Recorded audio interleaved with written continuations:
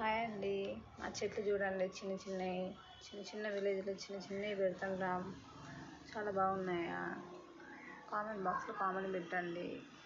ఇలా ఎందుకు పెడుతున్నారో చూడండి, కొంచెం బాధ ఉంది కాబట్టి హాయ్ అండి. ఇది మా దేవుడి గది. అక్క చెప్పినట్టు నేను చేస్తూనే ఉన్నాను. దేవుడికి పూజ చేసుకున్న తర్వాతనే ఏదైనా చేస్తానండి. నా పరిస్థితి బాగాలేక ఇలా ఉందండి. కొంచెం ఏమన్నా సహాయం చేయగలుగుతారా? నేను ఇలా ఉంటున్నానండి. హేమలత అక్క సహాయంతో నేను యూట్యూబ్ ఛానల్కు రావాలని అనుకున్నాను. అక్క సహాయంతో అలా వచ్చానండి.